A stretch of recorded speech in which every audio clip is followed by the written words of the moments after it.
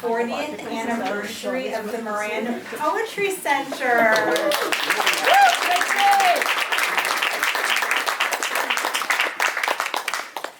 Technically it's the 42nd, but we're all in a pandemic time warp, so 40-ish. My name is Tracy Jones. I am the Marin Poetry Center Events Coordinator. And I want to thank everyone for showing up today. Thank you for coming to celebrate with us. And I know we had there's a Pineapple Express that was coming through, and then the Muses were supporting us and parted all the clouds, and the sun came out so we could be together. We had a wait list, and over 100 people registered for this event. So poetry is alive and thriving.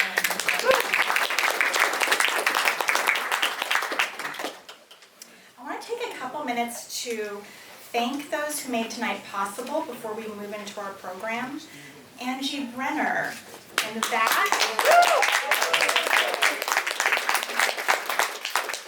Angie is the Mill Valley City Librarian, and I want to thank the library team here for hosting us tonight, and the Friends of the Library and the Mill Valley Library Foundation for their generous support of tonight's event. Nothing would be happening without them.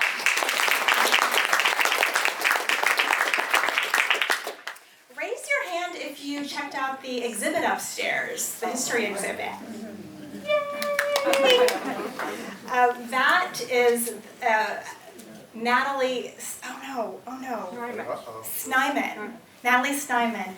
She is the librarian, archivist, and historian, and so many people came together and brought so many pictures and articles and everything, and she did that whole exhibit masterfully with all of that information coming out. We're so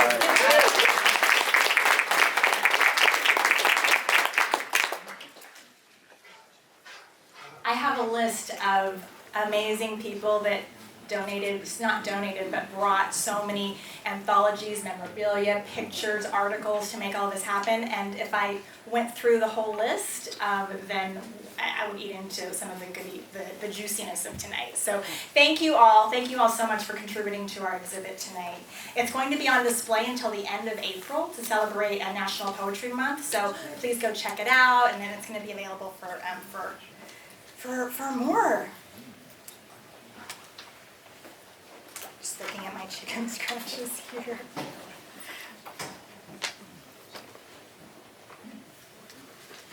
So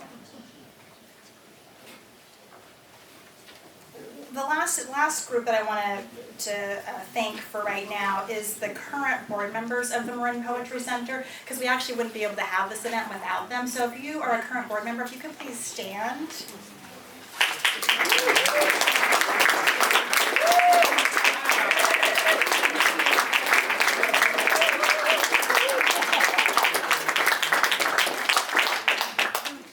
Thank you all so much.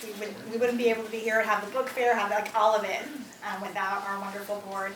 We also couldn't be here without our 220 paid members that are part of the Marin Poetry Center. So let's give a hand to our members.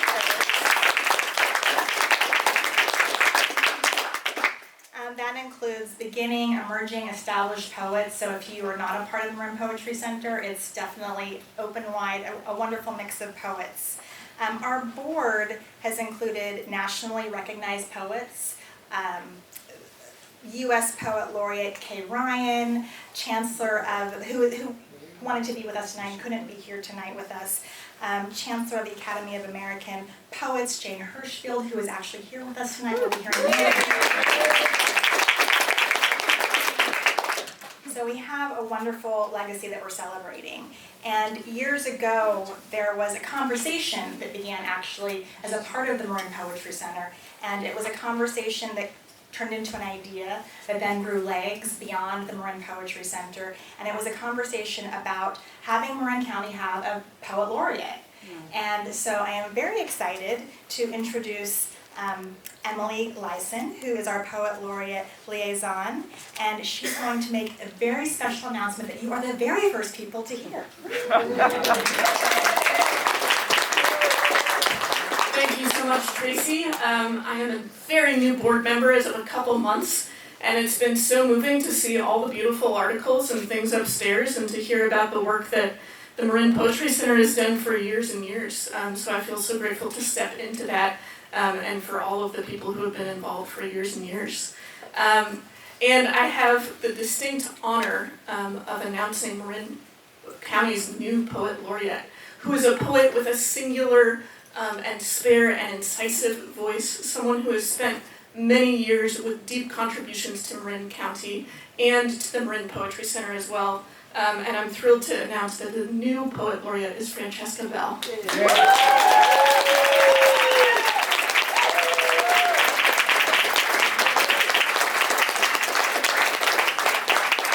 I'll read a short bio and then invite Francesca up to offer a couple of comments. Francesca Bell is a poet and translator. Her debut collection, Bright Stain, which is really good by the way, published by Red Hen Press in 2019, was a finalist for the Washington State Book Award and the Julie Suck Award. Her work appears widely in magazines such as Elle, the Los Angeles Review of Books, and Rattle. Bell grew up in Washington and Idaho and did not complete middle school, high school, or college. She is the translation editor of the Los Angeles Review and lives with her family in Novato, California. She is the 7th Poet Laureate of Marin County. Join me in welcoming Francesca.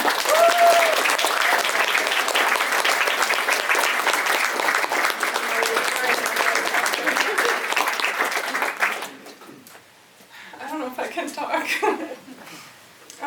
I'm not going to say very much. Thank you so much. The Marin Poetry Center has been a home for so many of us, and certainly for me.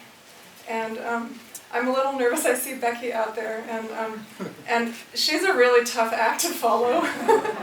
When I talked to Cruz Brown about this possibility, the first thing I think I said to him is, I'll never be able to do as much as Becky did. And I'm going to just read a poem. And my mom died 3 weeks ago, tomorrow. And I'm going to read a poem for her. And she started going deaf when I was a little girl. And so I think it's part of the reason I became a writer and certainly a translator is because when I was little, I had to translate for her. She wouldn't hear something, and I would have to think of a different way to say something that she might be able to hear. And then I started losing my hearing also when I was in my 20s. And they don't expect me to become as deaf as my mom. By the time she died, she was really profoundly deaf. Making you noise for my mother. The day before you go deaf completely, I will make you noise. I will bring birds, bracelets, chimes to hang in wind. We will drive from Idaho to Washington again, and I will read to keep you awake. I will tap little poems on the backs of your arms and neck to be sure you hear me.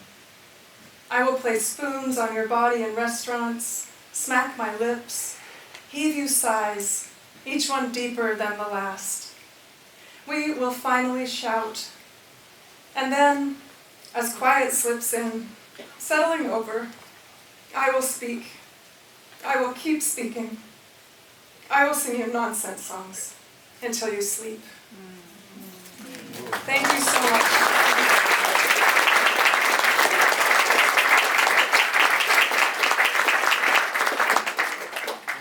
Thank you, Francesca. Francesca is an amazing, generous, wise, funny, fun friend and poet and just all around goddess. I'm so happy for you. Congratulations. Thank you. I want to say I have to leave because I have a Zoom reading at 7. And the life of the Poet Laureate begins.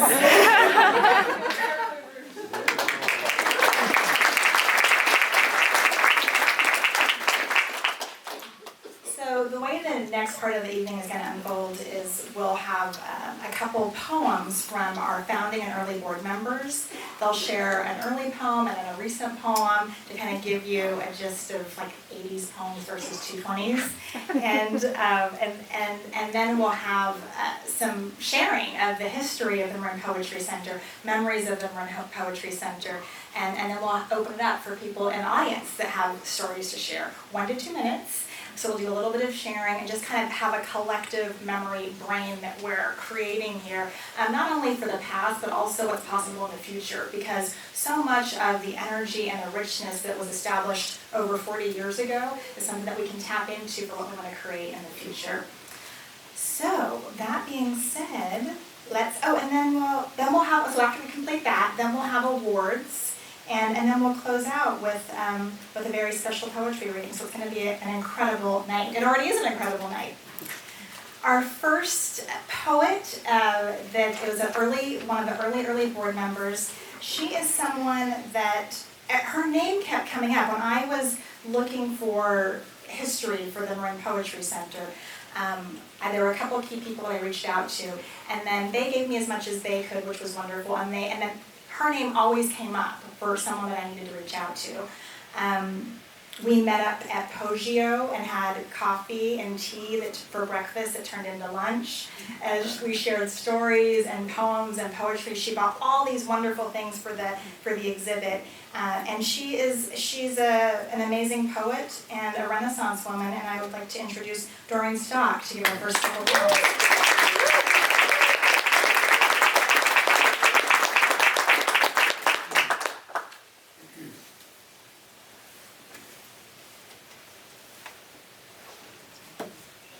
Ta-da!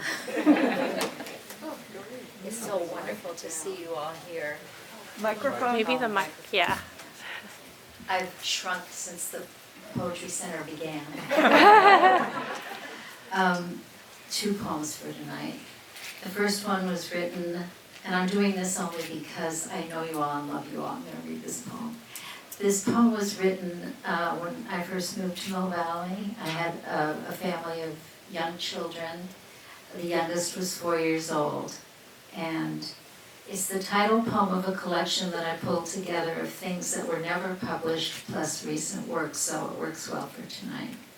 This had never been published before, and it was recently published by someone who really liked it, who was about 2 generations younger than I, so everything works out in the end. A Noise in the Garden. According to legend, King David tried to postpone the hour of his death by reading God's law without stopping, knowing that the angel of death could not take his soul while he was studying. The angel got tired of waiting and entered the garden behind the royal palace, where he made a large noise. Hearing it, David left his studies and descended into the garden by way of some steps to see what it was. One of the steps gave way. The king fell down and was instantly killed. It's a midrash, which is a story about the Torah. It's a poem in a few different movements. Each turn of the head is made into destiny, into the black bush carved silent on the glass. We move and move. It's a slow and breathless dance, dark and braced with flame at every edge. The stone, the fruit, the tree, glowed, iridescent. Our tongues are the bells, our flesh sweats and screams. When the king turned to watch us, his hour flew from him in heavy bands and awful wings.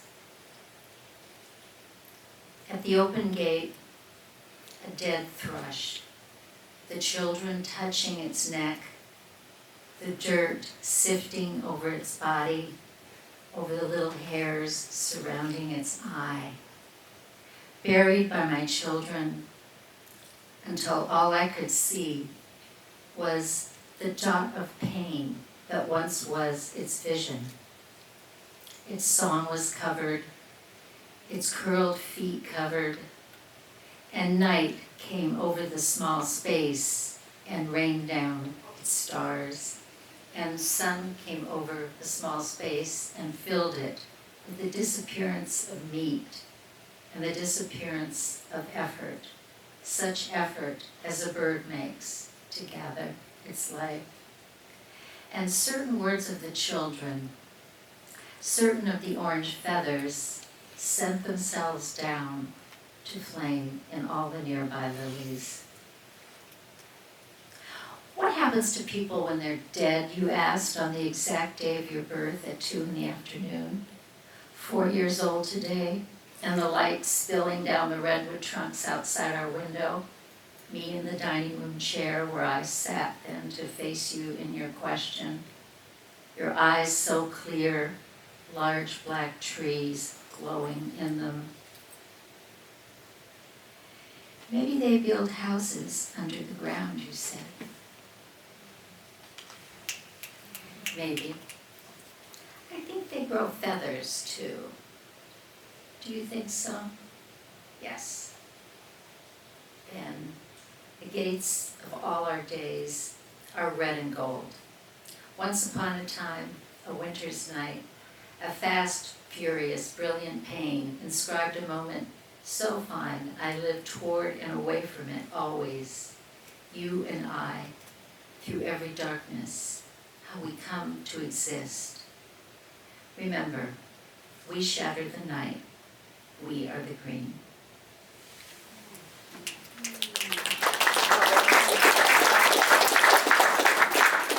Such a privilege to live in this beautiful place, have them come in and out this library and under these big trees raise them.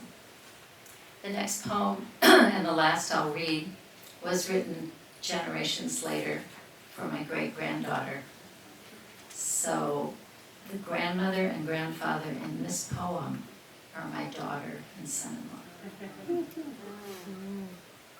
Years before your father was born, I hiked to a high place in the Sierra Nevada. Freezing cold, little baby, few midget trees clinging to rocks. Years before your grandmother married your grandfather even. Back then, I laid my head down under ringing stars, Elisa, and I slept. I dreamt of my own father's voice. There, in the palm of his hand, which he was holding out to me, was a large, bright orange.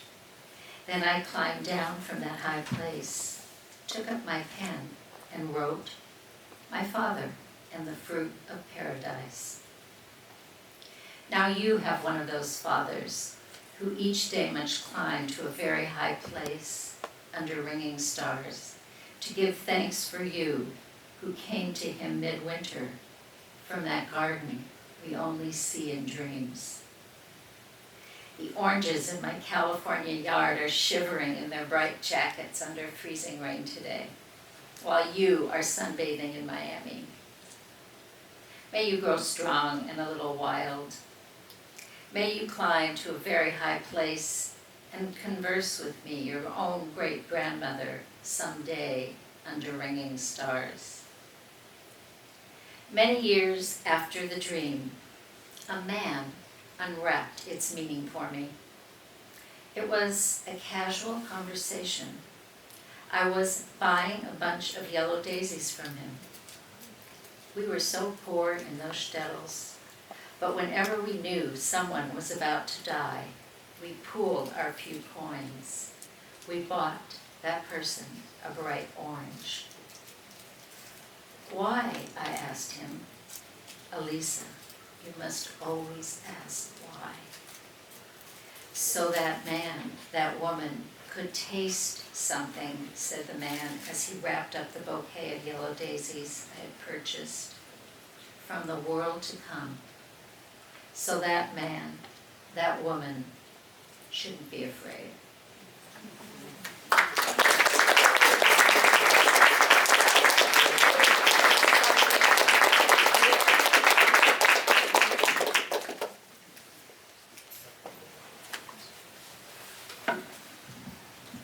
Thank you, Doreen. What a lovely couple of poems to show the power of the arc of poetry in a lifetime.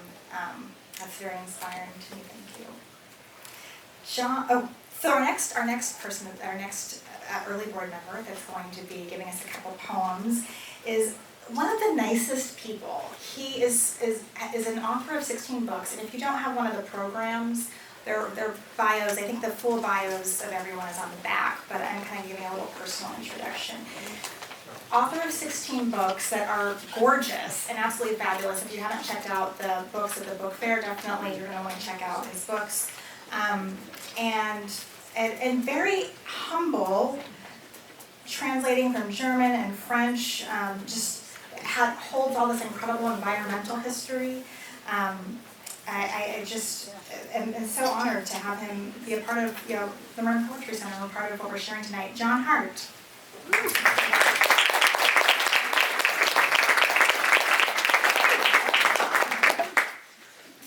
Cute, Tracy. My goodness. Not nearly as many of those books are poetry books as I could wish. I'm going to read one from the 80s and as directed, one that's quite recent, one an outdoorsy poem and one an environmental one, a little propagandistic, but I trust that this audience is good with that kind of propaganda. The first is called Incident Near Quake Peak Pass. Quake Peak Pass is a location on the eastern boundary of Yosemite National Park. And the poem was a response to an experience I had when a friend and I were at a very high lake or tarn, and a seagull, California gull from Mono Lake, swooped in and picked a trout out of the water right at our feet. Incident near Quake Peak Pass. Going up into the bright lands, beside you stumbles on the stone the clumsy shadow of the pack and man. Far off the ranges shining in that noon that pins the eye to the eyelid with pins of steel and bone. From boots the agates scatter and are gone. The clouds run thin today on their gray standards. Raised up by portages till we are very high, we cannot tell what god we will descry, what predator is bracing up its prey. The substance of this lake so cold the hand cannot perceive it, water so clear that it arrests no ray. But the trout in his sleeve of mica is lighting the close stones. And the gull is up on its gristle of wing, an inland seagull, white as alkali. And the gull comes toward us, making the air seem older. And the gull stopped, stopping a gull-sharp shadow. And the gull took the swimmer, living, out of invisible shelter. And the trout and the gull are gone.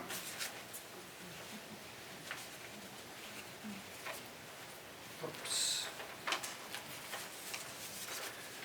I stare into the gold and faceless water where dreamless there erodes the silver ray.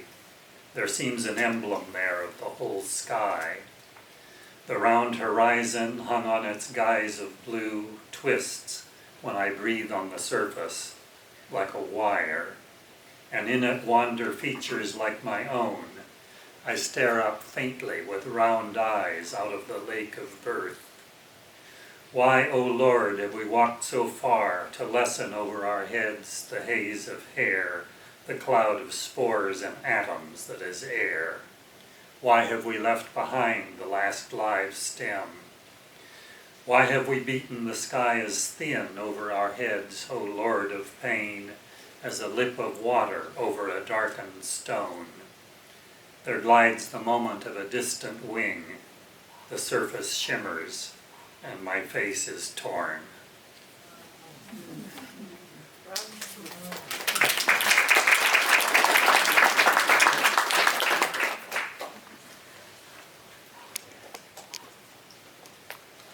It's kind of hard to write for a cause, and this poem didn't exactly start that way, but it took that turn at the end.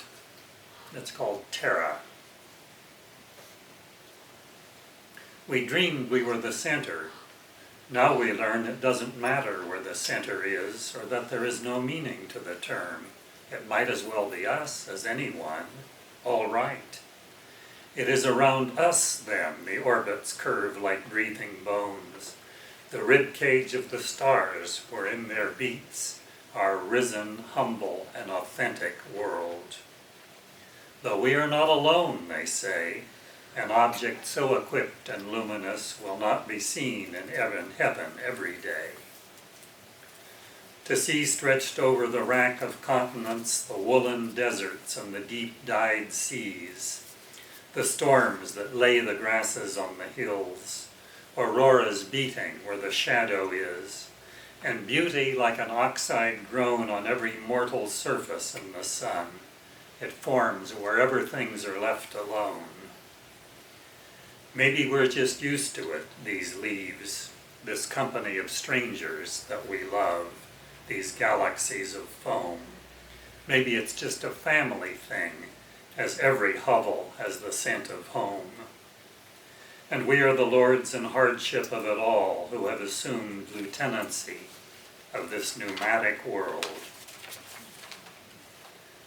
We can't reach much of this indomitable universe, but we can wreck our chosen corner of it. We can boost up now our eyes and foist them on high orbits. Look far back at our infested earth, the cities stapled to its underparts, its fur worn off in patches, and its fever come. Thank you.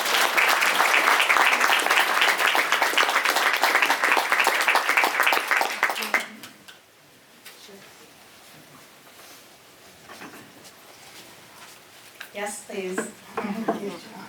More poems from John. Our next poet, our final poet before we move into the sharing, is a woman that was one of the first chairs of the Marin Poetry Center, actually. So I'm so honored to be able to introduce her. And she a founding member of the Marin Poetry Center back in 42 years ago. She called me and said, I've got this picture that's available of one of the very first board meetings, and it was the board, and we were all around a dinner table in a bookstore with wine, and it was a fabulous first board meeting. And do you want me to get it? And I was like, absolutely. So she drives from San Francisco across the Golden Gate Bridge out into Woodacre to get this amazing photo. That's my favorite photo. And then I drive to San Francisco to get the photo from her, and then there were photo albums that were contributed to the exhibit, and I'm trying to go through and help figure out who's who, and I'm new, right? It's like I'm 3 months on the events, 9 months on the board, new to poetry, so I don't know who these people are. Everybody is like, call Judith Bernhard. She will know people, she will know everybody, and she did. So she is just kind of her memory and all the history. I just feel so honored for everything that she's contributed to what we've been able to see today. So, Judith Bernhard.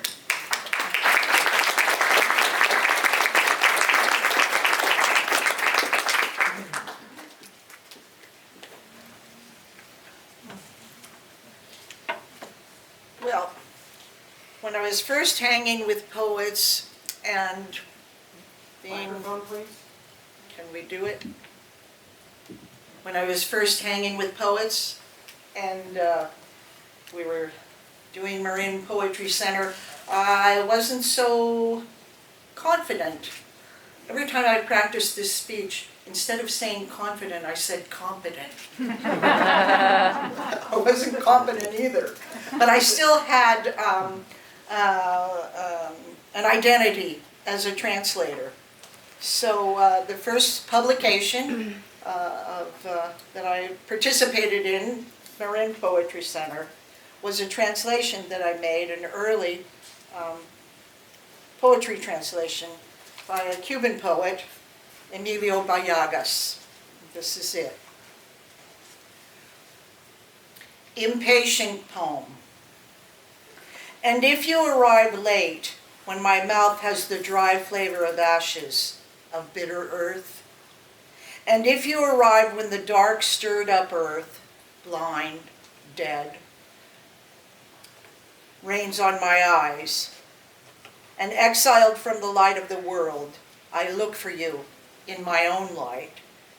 In the interior light I believed I had flowing in me, when maybe I discover I never did have light, and I grope in my own dark, like a blind man who trips with each step over memories that wound like thistles.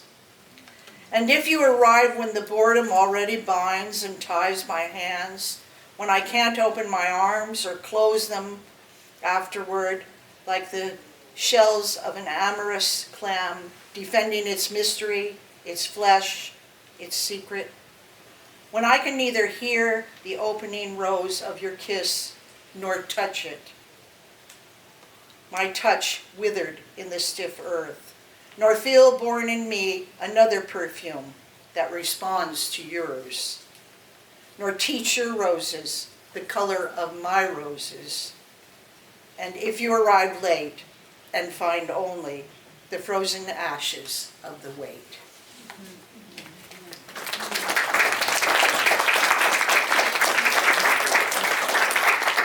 So I brought you one that I just completed. And then I brought you my greatest hit. Woo!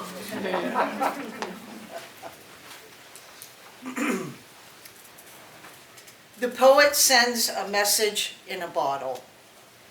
The bottle itself is a message. Its chipped and crazed glass, a familiar shape. Coca-Cola made sweet with brown sugar from Mexico, a fad of the leisure class. The paper in the bottle is from a mill in Kentucky, last stop on the road to ruin for fledgling meth heads, scourge of the rural poor. The pencil used to write the message is from China, mysterious home of inscrutable workers, suppliers of goods to the world. If you receive this message, the poet writes, be kind to another human on this frail and ailing planet, and don't forget to send the bottle out again.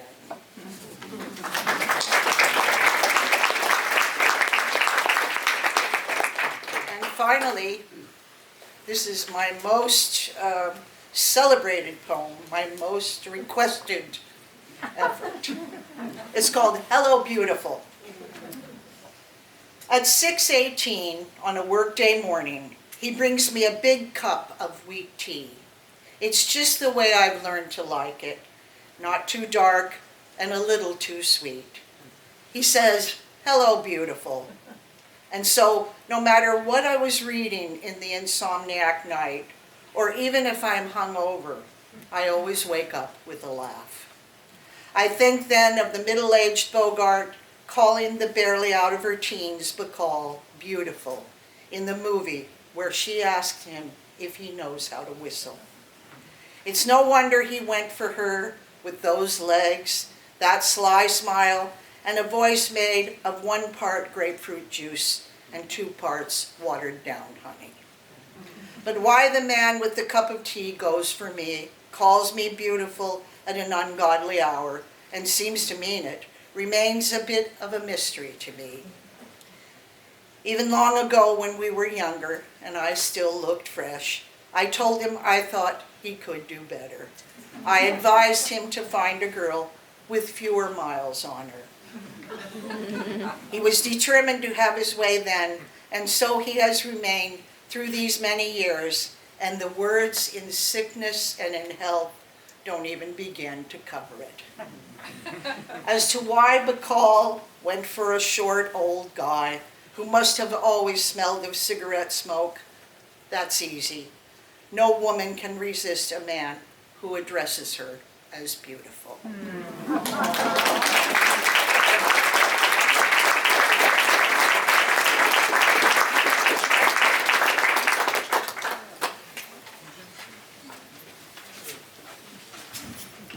for warming our hearts, Judy.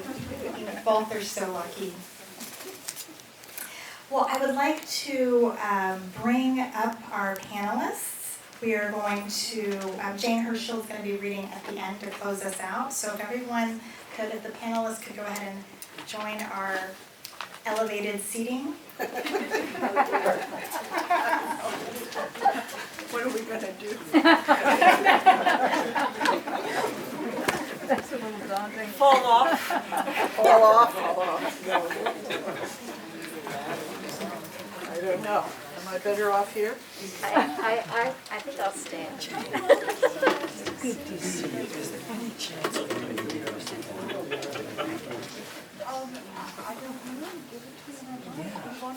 I'd love to hear it. I've been ordered to read briefly by one of the people in the audience, so we'll see. So whoever talks first, well, all right, yes, we want this. Is it on? Let's see. No. Yes? Yes? Okay. Okay, so we'll just be passing the mic. Well, I think what would be lovely is, since not everyone has gotten a chance to check out the fabulous exhibit, which is on the next floor up, it's going to be available for viewing for the month of April. I'll give a little bit of context, which is that the Marin Poetry Center was started, the conversation, right? We're talking about conversations that turn into ideas that are sparked into something that's created into reality. And the conversation for having an organization, the Marin Poetry Center, started with a student, Peter Shackley, who was taking a class, a poetry class at the College of Marin. Steve Edmonds, actually. Steve Edmonds was a student. So Steve Edmonds was a student that was taking a poetry class at the College of Marin with a teacher that Stephanie Marlis, and maybe, did you want to share the story, or is it okay if I say this part? You can do Okay. I was thinking, well, maybe I shouldn't be the person sharing the story, because we have all of the history right here. So he's taking this poetry class with his poetry teacher, Stephanie Marlis, and he says, "Hey, I've got this idea for, we should have a center for poetry in Marin." She's like, "That's a fabulous idea." And then she took it to her friend, who also was a teacher at the College of Marin, Peter Shackley, who is no longer with us. Steve Edmonds actually is now a vintner of note in Berkeley, who also still is writing some poems and is in New York and couldn't be here with us tonight. But he took it to Peter Shackley, who was connected to a woman named Rosalie Moore, that is this very inspiring poet that was a younger Yale Poet Award winner that had just retired from the College of Marin. So they have this idea, and then something happens. Okay, Jane, take it away. Picking it up from there, I will add that Rosalie was a student, I believe, of John's father. That's and correct, mother. yeah. Wow. So, this community is just amazing. So they had this idea, and the next thing I know, a call went out. Anybody who was interested in this idea, please come to the home in Mill Valley of Hope Athern. And as I remember it, about 80 people showed up at Hope's house, all, eager to support and find out more about this marvelous idea of having a poetry center in the community. And out of those 80 people, somehow a small, I don't know, maybe one of you will remember better, a smaller steering committee kind of materialized and began meeting at Michael Good's bookstore. And I think myself that the entire reason that the Marin Poetry Center exists is because Michael Good had us over, and his friend George, whose last name I don't remember, cooked for us. And so all of our planning meetings were these fantastically catered dinners. And we had so much fun talking not just about putting together a poetry center, but about poetry, about what we were reading, about what we were discovering, about what we were thinking. They were marvelous, marvelous gatherings. And out of that energy, somehow manifested Cole Swenson, another remarkable and well-published poet who was there from the start, I think she's the one who manifested a lovely man named John Barnes, who was not a poet, he was a lawyer. And John wrote up our incorporation papers for us pro bono. You know, all of this was just being conjured out of thin air. Somehow, we had a first event, and anyone who thinks I'm remembering something wrong, just fix it, come behind me and fix it. Our first event, Robert Bly read for us at the College of Marin. And what Robert did was he donated back his honorarium. So we had agreed to pay him $1,200, he gave it back to us, and that funded us, I don't know, for at least a year, maybe 2 years, you know. We just ran on that $1,200 forever. Our second big event, as I recall it, was at the Marin Theological Union. The reading was Michael McClure and a young poet who had one self-published book that nobody had ever heard of, who Peter Sharkey, the professor, said, look, she's at the college, she's really good, you should have her read. And we all took his word on it, and then we heard Kay Ryan. Oh, wow. I remember taking Kay aside and saying, you know what, you're better. Yes. And I remember going, okay, this is a great poet. We just heard a great poet. And this was before the world had caught on to Kay. It took the larger world a long time to hear her poems and recognize them for what they were. Let me see. Then we did, in some order or other, a fabulous weekend festival whose playlist is on a wall upstairs in the display. We did a baseball game picnic, which I heard was really fun, but because I can't hit a softball, I didn't go to. Silly me. A marvelous moment was when the board argued in Michael Good's fantastic bookstore over the table about whether or not we should take up this offer we'd gotten from Falkirk Cultural Center to move in, have a permanent office, have a library reading room, have all our events for free downstairs for $1 a year. And a few board members thought that old Victorian was too fusty for us, but a few other board members said, we're taking it. And take it we did, and the hospitality of having a free home for events, like Robert Bly giving us back his honorarium, that just kept us rolling. Somewhere along the line, the traveling show was invented. This has always been the most democratic organization. It has always been about everybody, about access, about community. And the traveling show was started as a way for everybody who wanted to read to, just sign up, go to one of these events, be part of it. The Marin anthologies were begun. The high school poetry contest, which I think was Parto Sereno's doing, but no, she says no before, okay. And then eventually, this is just Jane's overview, we'll go on. Eventually, we got invited into the Mill Valley Public Library as a home for events, and it has been amazing and has turned the events that, the Poetry Center invites people, 300 people show up sometimes, and it has made it a center not only for this county, but for the entire Bay Area.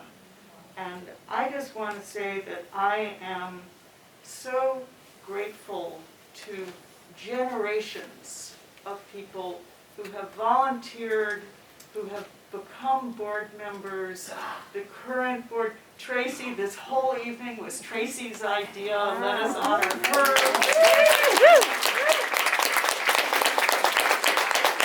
And I think maybe I'm just going to, before I pass this on, I'm just going to say, I think it would be great if everybody in this room who has ever been a board member would stand up, or a volunteer. You're stealing our thunder, Jane. You're stealing our thunder. Everybody. But yes, let's go ahead. Look at that.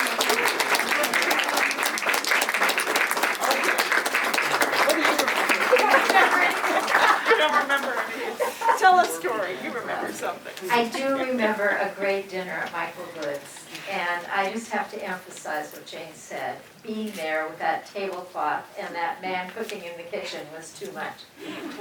It really, I remember Peter Sharkey as being very instrumental in creating mood at the table.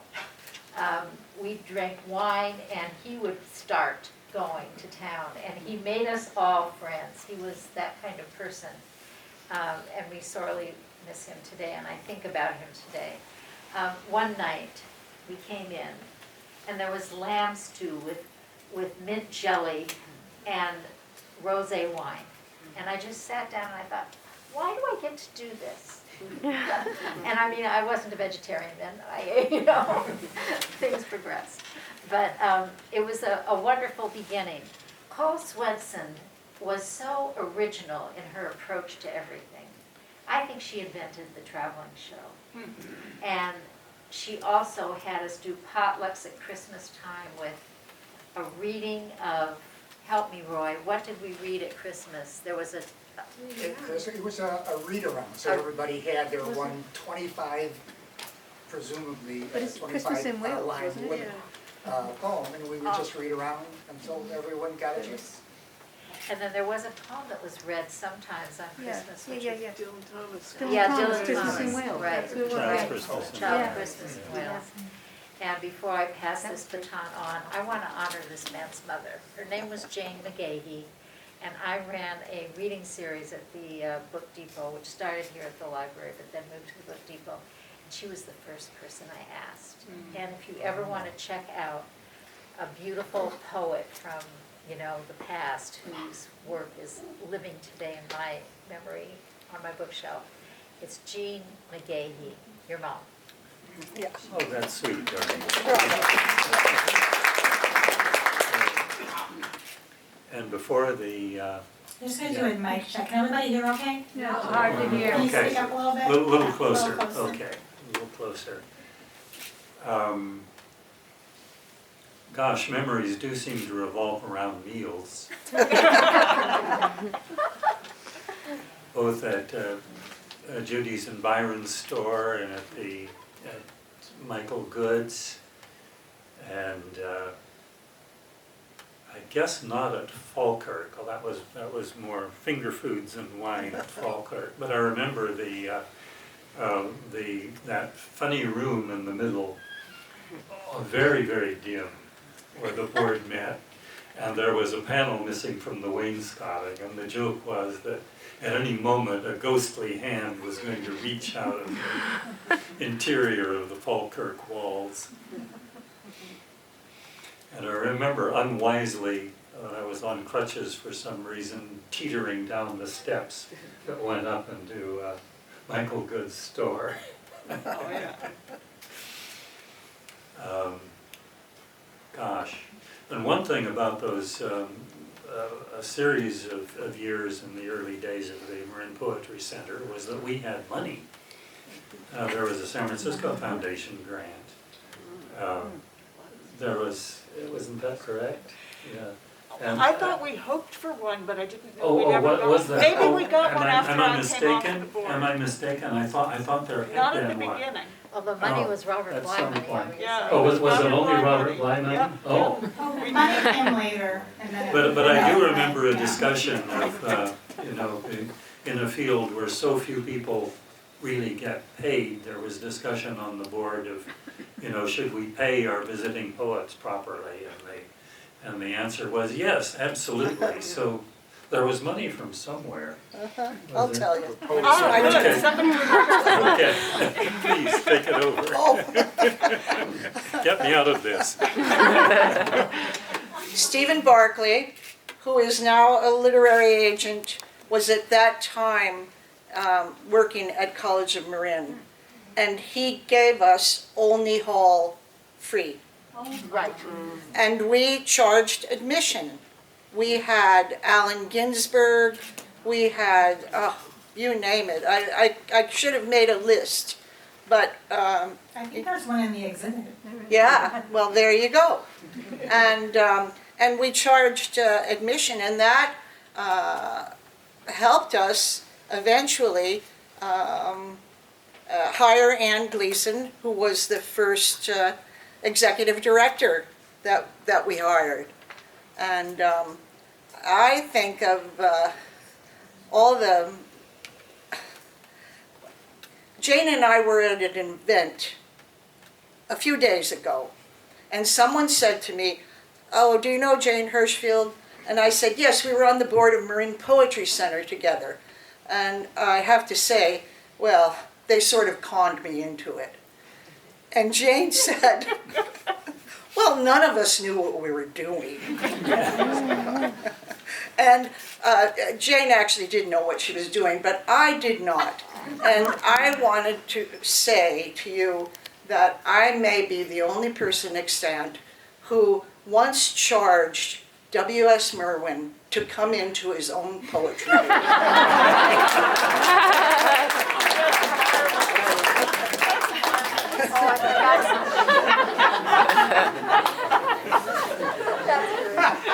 I forgot. Oh, yeah. I forgot to tell you about the anthology, how the anthology started. Cole, I remember her saying this. She said, "You know, we could just start by everybody bringing a poem. I'll collect them." And so we did. I don't know how many copies we made of on our own, however many, 50 copies, let's say, of a poem to specifics. You could you could handwrite it. You could put little stamps on it. I put little stamps on mine and hand wrote mine. And then she would collate it, and we got together and we had a collating party. And I have that first one, which I donated, and it's up, if you go through the exhibit sometime, it's the very top left-hand corner is the first one, and it's just got a black binding and poems that everybody, and I think we did it twice in a row. I'm so glad you remembered that. As soon as you say it, it comes back Right, to me. right. It was that do-it-yourself spirit. It was terrific. We had no money. Right. We had ideas. And look at the anthology today, how gorgeous it is, and how much work goes into it, and how editing and all this. So it's really progressed, but you know, there was something wonderful about anybody who wants to put a poem in. Give me 50 copies folded in half, and you know, and I'll collate it. Yep. So. I want to just be aware of the time and the other things we have going on, but I do want to open it up to audience members who have 1 to 2 minute quick shares if you want to come up to the podium and share a brief story.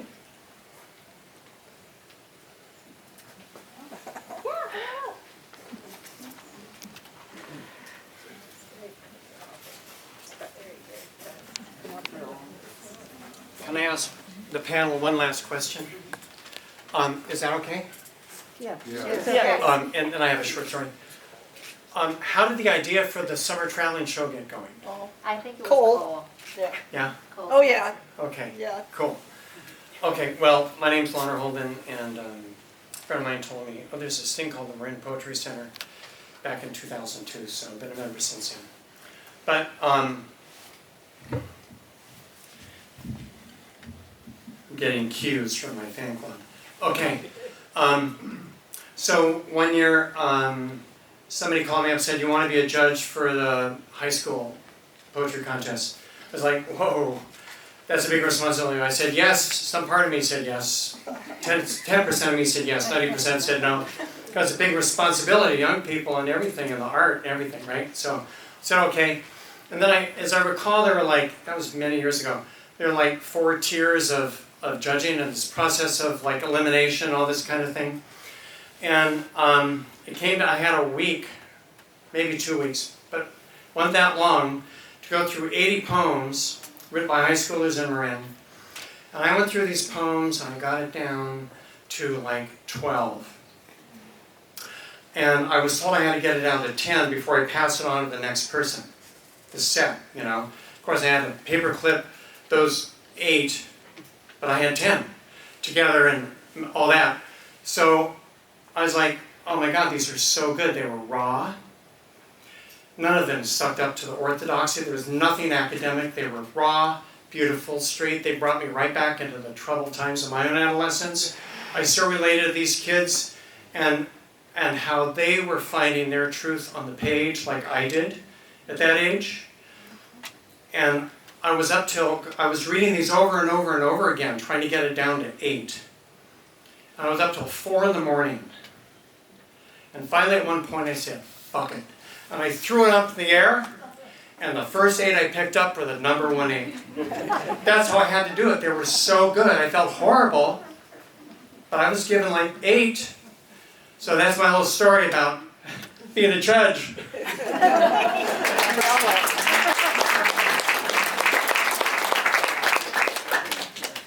That was so great. If you get an opportunity to be a part of the high school judging process, it's such a treat. And it can be frustrating. It's like, oh. We have a very special guest in the house that I am so moved that made it tonight, that I wasn't expecting it.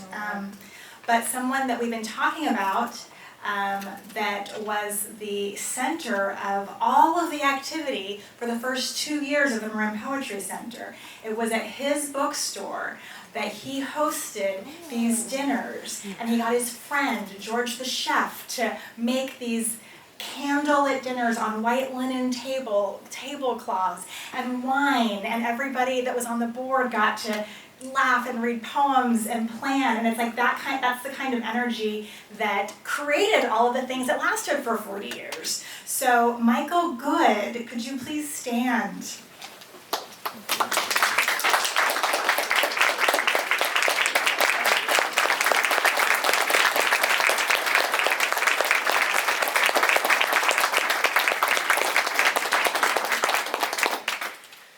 Would you like to say anything from there? No. Thank you, Michael. Thank you. We're so glad that you made it out tonight. Yes. Let the poets use the bookshop to read their poems. It's a great place, walking upstairs, and, long stairs up to get to the bookshop. Plenty of parking. It was in San Anselmo, and I'll remember it forever. Oh, thank you. And one of the people that was major in it was our friend George Morth, who is no longer with us. Thank you, Michael. I just wanted to mention one other bookstore that was central to the Poetry Center. It was Artist Proof's book.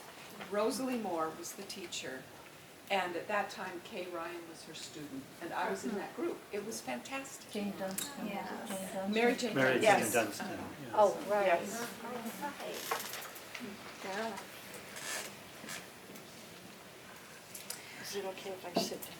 Yes, well, let's go. Thank you so much. Let's give our panelists a hand.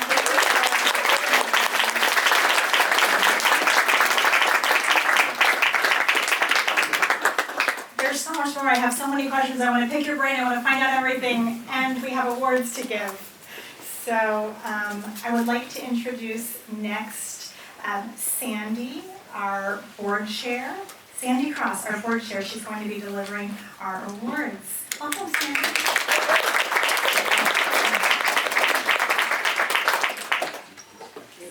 Thank you. Wow, this is so amazing to be here. I'm so honored to be the chair and amazed that such Hello.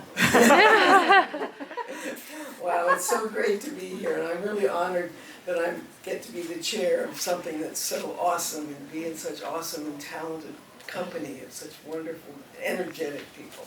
Thank you, Tracy, too. She knows how energetic it is. And of course for the library. We want to acknowledge all the very long time and very active members who have contributed so much and created the Marin Poetry Center, including our already honored panel members who were instrumental in the beginnings of the Marin Poetry Center. We have for the first time in 13 years, we're giving a Calliope Award, which was given 13 years ago to Jackie Cutler. I think was she here?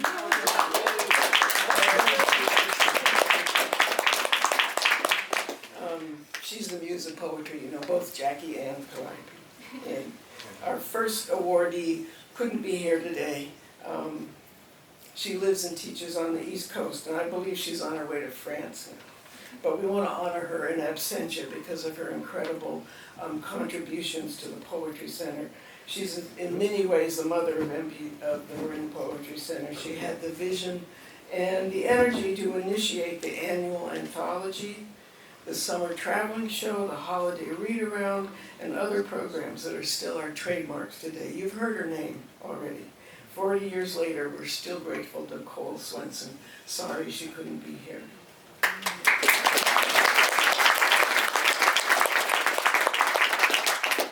The second Calliope awardee is here, and we are grateful for her many years as treasurer, as high school program director, and the fact that she preserved so much of our Marin Poetry Center history. So we could have this celebration and many future celebrations. She's been most generous with her time.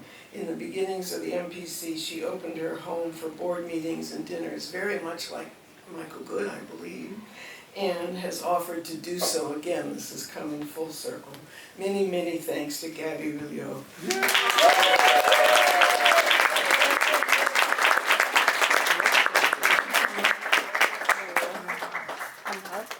Yeah, would you come up and we're going to give you an award?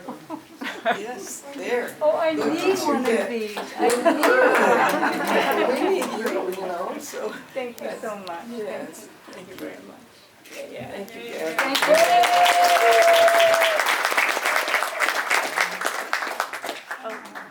you. We didn't think Mr. Good would be here. I wasn't given his name for an awardee, but he certainly sounds like he deserves one. The next award is the Rilke Award, and it's a brand new award, and it's going to our members who are known for growing and mentoring poets in Marin County. Again, our first awardee can't be here. He had surgery last week. But as with Cole, we want to honor him and make his name known for his generosity with his volunteer time. He's been the beloved leader of the monthly workshop for the last 20 years, where he manages the group, reads our poems, and gives insightful and gentle commentary. I'm sure many of you have been in his workshop. We're thanking Calvin Outburn.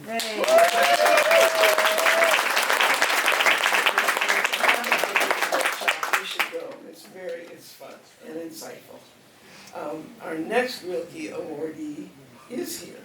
We want to honor her for being a force of nature in her work to bring poetry and supporting poetry in the schools, for creating the high school poetry mashup, pairing poets and visual artists, and for teaching and supporting many of our members with their poetic pilgrimage. Thank you, Prato Sereno.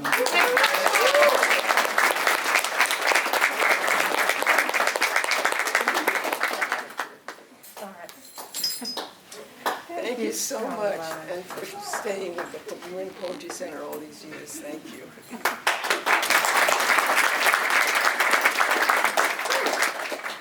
And another one, for his years of membership and support, for 37 years of classes at the College of Marin, where many of our members have been his students, for 2 decades of teaching poetry in the schools, for 3 decades of teaching at the Redwoods, for many private workshops throughout Marin, where I think he's taught more than 20,000 is the number I was given, aspiring, emerging, and established poets. Thank you, Tom Centellani.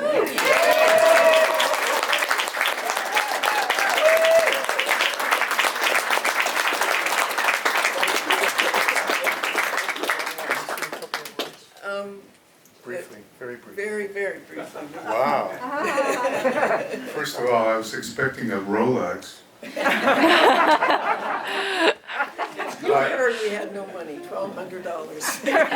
And I'm glad you mentioned that, because I have done quite well by MPC over the years. You were mentioning funding. You left out poets and writers, which would give matching funds to MPC to pay people like us, to read, So it was amazing. The one thing I wanted to say was that the great Swedish poet Thomas Tranströmer said that a poem is a meeting place for souls. So MPC must be one giant poem. May it thrive. Thank you.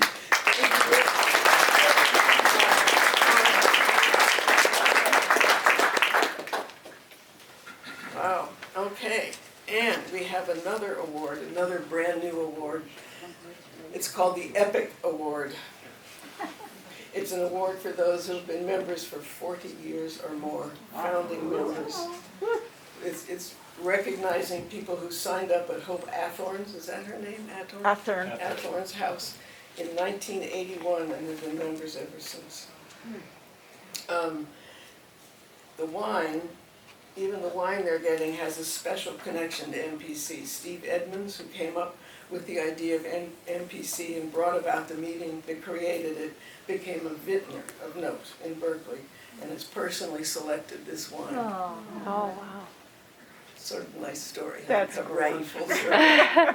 Our first awardee told me she's wearing her original membership card on the cord around her neck, a genuine card-carrying poet. She was our 7th member, and we thank her for all those years of membership and support and participation, Sandy White.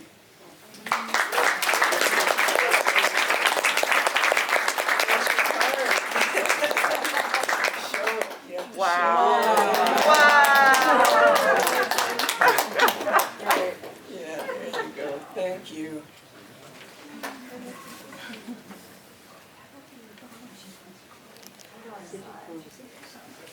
Our second Epic member was member 19. She can't be here. I was supposed to give her a ride today, but I talked to her right before, and she said she'd had a recent procedure and was feeling a little poorly. But again, I think we should all give her an applause. She'll get it because we're all one big soul, right? Her name was Barbara McDonough. Do you remember her?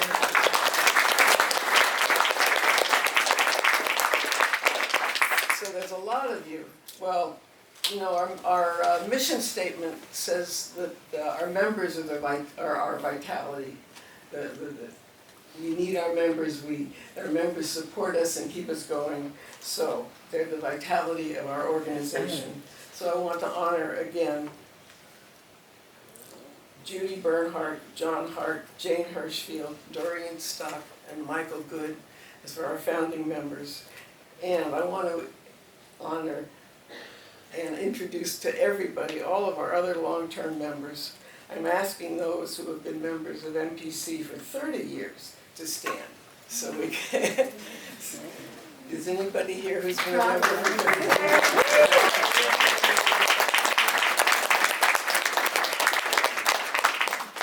And how about 20-year members? Anybody here been a member? Yay!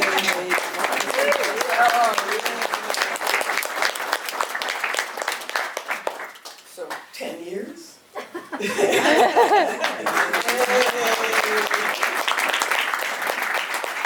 Are all the rest of you members? You can join. There's brochures. There's a bottle of wine in it. Places. So thank you, all of you, and congratulations to all of you for your persistence and for your support and your generosity. And we invite you again to volunteer, to help out all of our programs. Thank you for being here.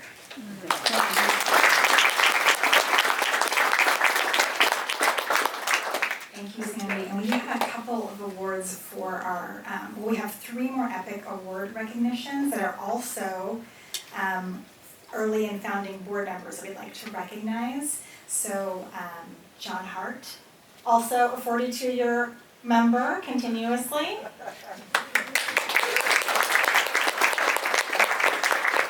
And also a early board member. So, John, I have this. Please come.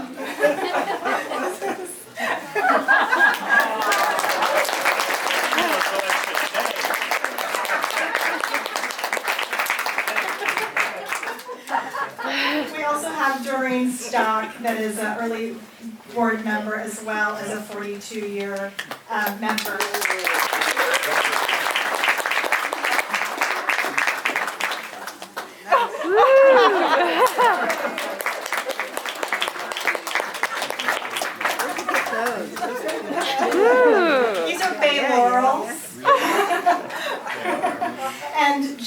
Hirshfield, who is a founding board member.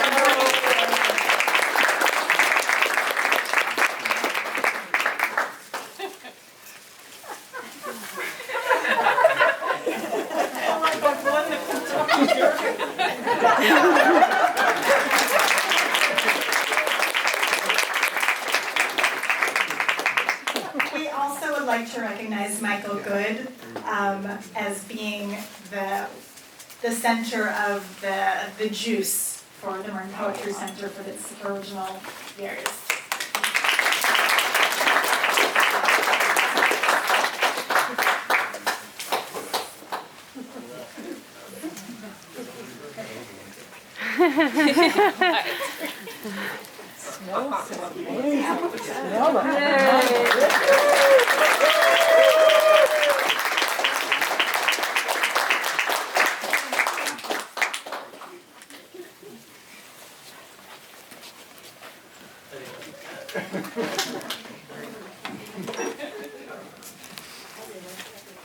We have,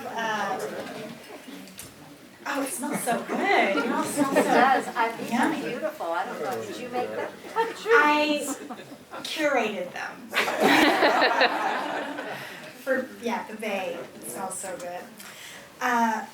So we're gonna complete things with two more pieces. One is we'd also like to recognize everyone that is a paid member. So we have these roses. If you are a paid member, please come before you leave and take a beautiful rose. And if you'd like to be a member, it's a great night to be a member because they have these roses that you can and there's brochures. So we have the brochures that have, membership is $35 for a year, and it funds all the things that we're celebrating today. And with $35, you get to be a part of our anthology, get to read your poems in the traveling show. We have that free monthly workshop that Calvin has been teaching for 20 years, and so many wonderful opportunities and wonderful people. So it's a good night to become a member. And Doesn't Judy get a read? oh my goodness, Judy! Thank you.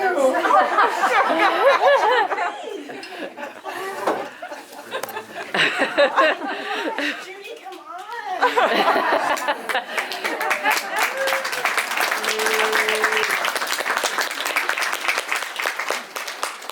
Thank you. Yes, Judy's also 42-year member. Let's see. Yes. So I think I've completed all of my announcements for the night. To close out this very special evening, we have our closing poetry reader is Jane Hirshfield. A few things I would like to say about her. Oh my gosh, there's so much. When I first joined the Marin Poetry Center 9 months ago, I was told, oh, you're going to the Napa Valley Writers Conference. It was my second writers conference, poetry writing conference. And I was told by the then chair, Meryl Nashitz, you need to mention to Jane that you're part of the Marin Poetry Center because she was one of the founders. And I was like, what? Jane Hirshfield was one of the founders of the Marin Poetry Center? How do I not know about this? What's going on? I need to know everything. And so I introduced myself to her, and she's been so supportive of this entire process. She actually had the photo albums from that have the pictures from the 1980s that she found, and we went through, and she's been pointing me to all the right directions of who to talk to, and has just been so instrumental in everything that we're experiencing tonight, because she's been my shining star, helping me, guide me through this world, this new world, and I am just so appreciative and honored and humbled. And yes, please finish us out with your lovely poems. Thank you, Jane Hirshfield.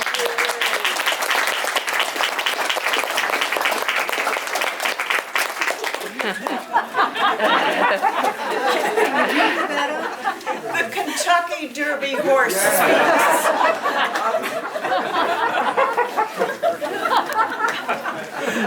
So I am very very mindful because I'm in this room about once a month for the Marin Mycological Society, and I know the library shuts at 8.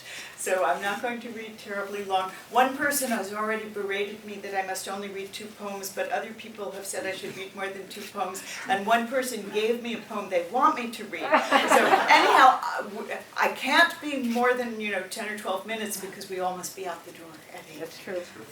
So I thought for my poem from 1980 that what I would give you is not my greatest hit poem from that period, but a poem that feels kind of suitable for what we're all sharing together now.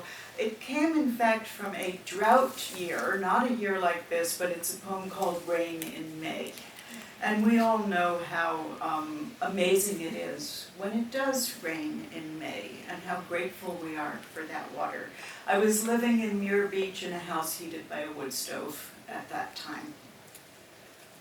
The blackened iron of the stove is ticking into coolness when the first drops start against the roof. It is late. The night has darkened into this like a fruit. A sudden pear aroma fills the room. Just before dawn, it comes up harder again, a white, steady drum of day rain caught in the moon's deep pale. A battered tin light overspills ocean and sky, hill opens to facing hill, and I wake to a simple longing. All I want of this ordinary hour, this ordinary earth that was long ago married to time, to hear as a sand crab hears the waves, loud as a second heart, to see as a green thing sees the sun, with the undividing attention of blind love.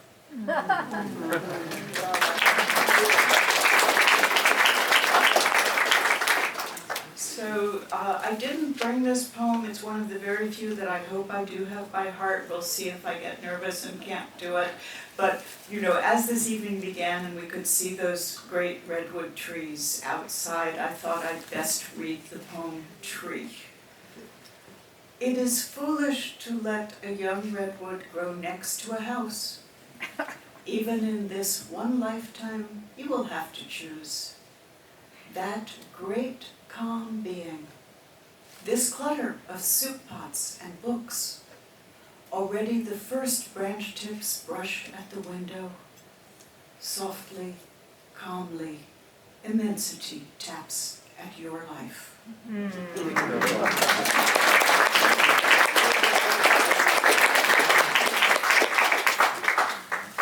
I have a friend in Berkeley who's got one of those houses with a big view, and he often watches the sunset over Mount Tam, and he's been sort of ribbing me lately that I keep calling it my mountain, and he says it's my mountain too, but I thought I'd give you a Mount Tam. Out of my bedroom window, although trees keep growing up and taking it, I do have a view of the mountain, and this is a sort of middle between then and now poem that comes from that.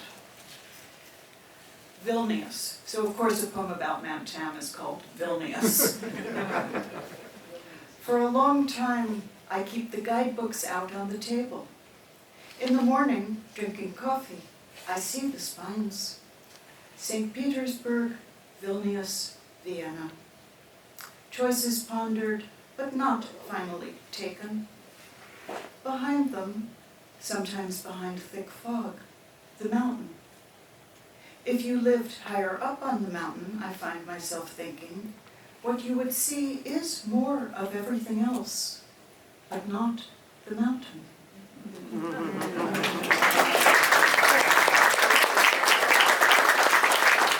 So this is the poem that was actually printed out and brought to me and put into my hands and said, would you read this? Oh, how lucky, they put the copyright notice on it, so I can tell you apparently it was published in 2012. Like the small hole by the pathside, something lives in. Like the small hole by the pathside, something lives in. In me are lives I do not know the names of, nor the fates of, nor the hungers of, or what they eat. They eat of me, of small and blemished apples in low fields of me, whose rocky streams and droughts I do not drink. And in my streets, the narrow ones, unlabeled on the self-map, they follow stairs down music ears can't follow, and in my tongue, borrowed by darkness, in hours uncounted by the self-clock, they speak in restless syllables of other losses, other lives.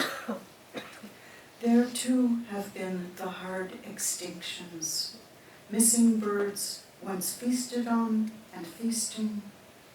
There too must be machines, like loud ideas with tungsten bits that grind the day. A few escape, a mercy. They leave behind small holes that something unweighed by the self-scale lives in.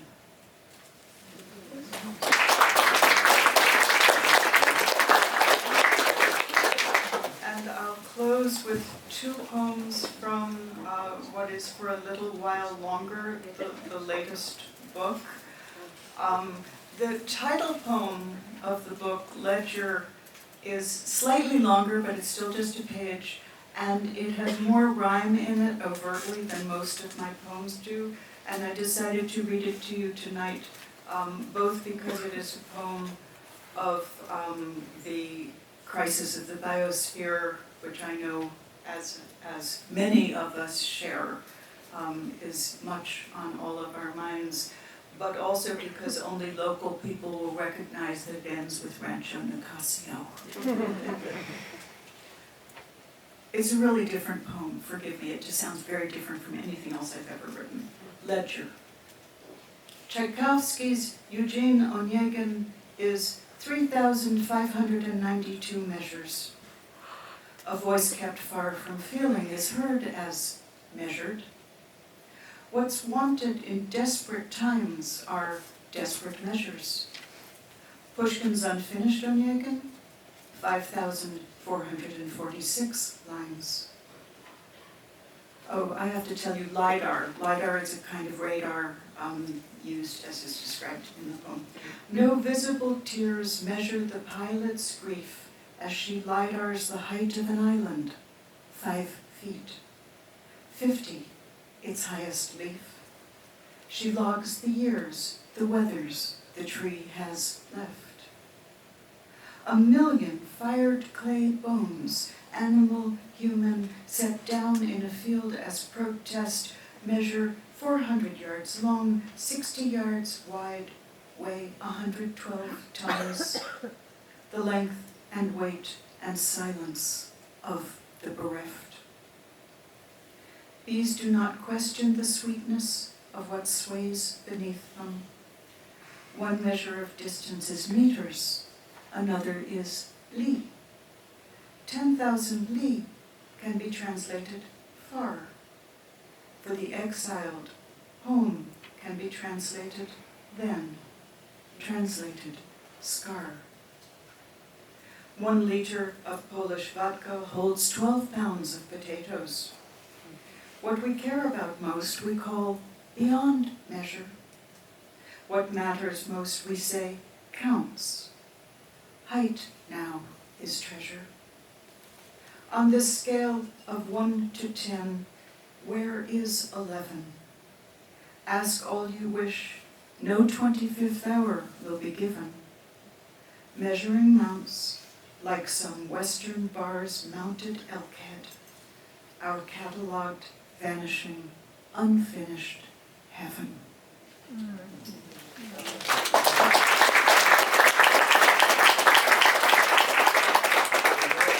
I will close with a short poem, again honoring our mountain, our local creeks whose names only you will recognize and know for having stood by them and hiked along them. The last word of the poem is maybe a little hard to hear rather than read. It's the bird wren, used as an adjective, wrennel. Mountainal. This first light mountain, its east peak and west peak. Its first light creeks, Lagunitas, redwood, fern, their fishes and mosses. Its night and day hawk life, slope life, fogs, coyote, tan oaks, white speckled amanita. Its spider webs, sequins. To be personal is easy. Wake, slip arms and legs from sleep into name, into story. I wanted to be mountainal, wateral, renal. Everybody,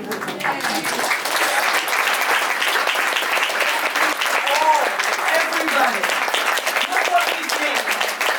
Look what we did.